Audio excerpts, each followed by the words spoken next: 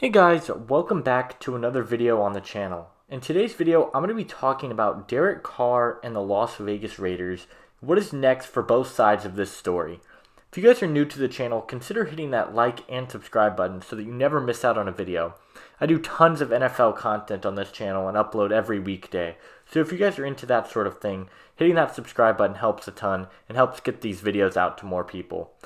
Also, ring that notification bell so you are notified every time that I do upload.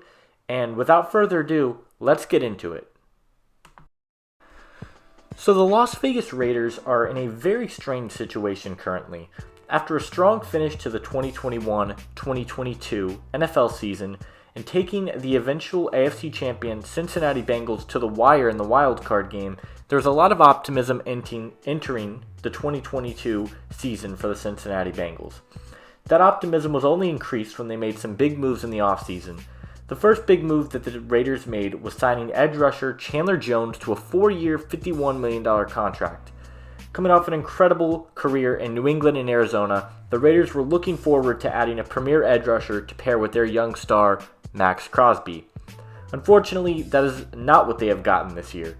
Jones only has 21 tackles this season with 4.5 sacks, not living up to the hefty contract the Raiders threw at the 32-year-old. But the Raiders didn't stop there.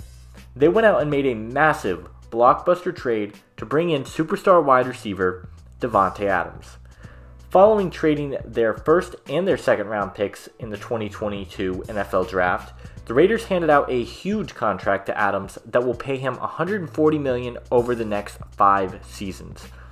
Adams has had an incredible season, however, putting up 88 receptions for 1,290 yards and 12 touchdowns. Bringing in Davante was a big move for Vegas as it paired Adams with his former college quarterback and one of his best friends, Derek Carr. And the big contracts didn't stop there as Derek Carr got a massive extension, paying him nearly $40 million annually until 2025. These big blockbuster moves, paired with new head coach Josh McDaniels, there was a lot of optimism for the Raiders. Unfortunately, this has been an incredibly disappointing season for Vegas.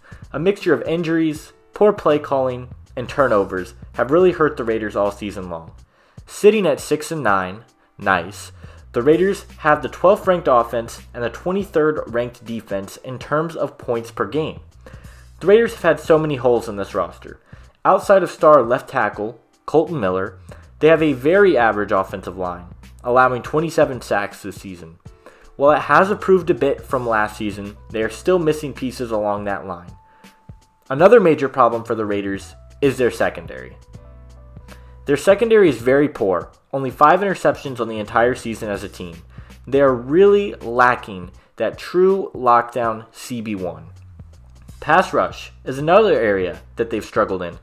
Chandler Jones has been a major disappointment as previously stated, and even though maxxcrosby is having a solid season with 11.5 sacks, they need more production from that defensive line, particularly the interior. Hunter Renfrow has missed quite a bit of time due to a concussion. Darrenwaller has sat out most of the season too. After he got a new deal, he also has been struggling with injuries. However, one big bright spot for the Raiders this season has been running back Josh Jacobs, as he has taken his game to a completely new stratosphere, leading the NFL in rushing yards with 1,500 and 11 touchdowns, having the best season of his career. Derek Carr, however, after getting that massive contract, has really struggled this season. 3,522 yards on the year with 24 touchdowns, which sounds pretty good, but when you mix that with the fact that he has 14 interceptions, which is currently highest in the NFL, it has caused Raiders fans to get increasingly frustrated with this offense. So much so that the Raiders have decided to bench Derek Carr for the remainder of the regular season to start Jarrett Stidham, and it seems that a divorce between Carr and Vegas is inevitable. So what is next for the Raiders and for Derek Carr? Let's start with the Raiders side of things. As much as Raiders fans would absolutely love to fire coach Josh McDaniels, who has done a very poor job coaching this team this year, I don't think it makes very much sense.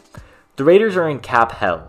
They paid McDaniels a pretty large contract and are still forced to pay John Gruden the massive contract he was given just a few years ago, and they cannot afford to be paying a third head coach, especially considering they have the poorest owner in the NFL. Given the Raiders' cap situation, they have to find a way to save money, and I think that may mean trading away or cutting some major pieces on this team. Derek Carr is the first piece they need to move on from. If they cut or trade him before June 1st, they have $6 million in dead cap, but over the next 3 years, they save over $30 million per season. This is a must. They need to move on. That Derek Carr contract is too big, and they need to find a new quarterback who's cheaper or younger that will hopefully take them to the next hump.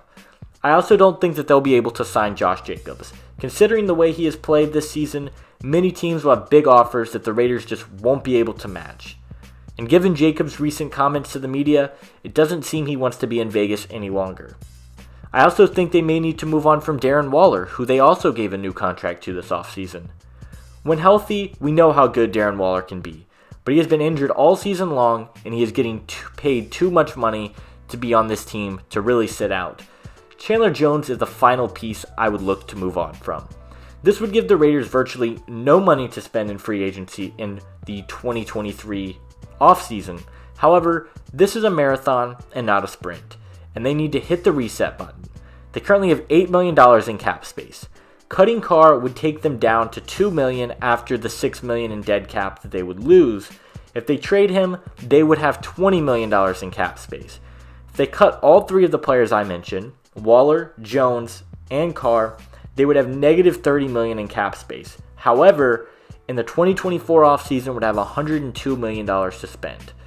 Lastly, the Raiders have 3 areas I think they could really address in the 2023 NFL Draft. Likely going to have a top 15 pick. I think there's a number of ways they can go here. They could go with a quarterback, an edge, corner, and offensive tackle are all in play. I personally think they need to pair Kolton Miller with another great offensive tackle to protect whoever's going to be at quarterback next year, but you can make a really good case they could go all 3 of these directions. Moving on to Derek Carr, however, I think he will likely be cut. The Raiders, I think, will be unsuccessful in finding a team that wants to take on his massive contract, and he will become a free agent. And I think there are a number of teams that make sense, starting off with the Saints. The Saints have a great defense, good weapons in that offense with Chris Olave and a healthy Michael Thomas, and a pretty solid offensive line. I think Carr could go in and immediately bring that team back to the playoffs. Another fit I love is the New York Jets. The Jets have shown they don't need a superstar quarterback to win them games. Mike White has been solid, but he's a free agent. Zach Wilson definitely won't be starting next year. Bringing in a solid veteran quarterback to get the ball to Garrett Wilson and Elijah Moore and the other pieces in this offense with a healthy Breece Hall would be amazing. Obviously, the Jets need to address the offensive line issue, but I think the Jets would be a great fit. The Colts would also be a fit.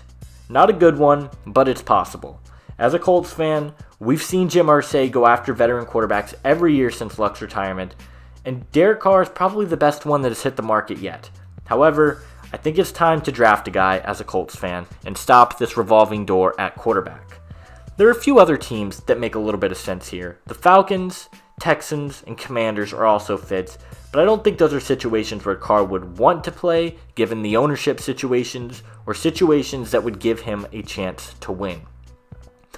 Lots of things I'm seeing on social media are saying that the idea of Tom Brady and Rob Gronkowski reuniting in Vegas could be in play here, but I just don't see it. Brady and Gronk obviously played with McDaniels in New England, but I look at that Raiders cap situation and I don't think there's any possible way that the Raiders are going to be able to make that move happen in this offseason. But guys, let me know down in the comment section below, what do you guys think of this Raiders situation? How can they resolve it? And what do you want to see them do this offseason? That's going to do it for me in this video. Make sure you guys hit that subscribe button and let me know down in the comment section below what you think is going to end up happening between Carr and the Raiders.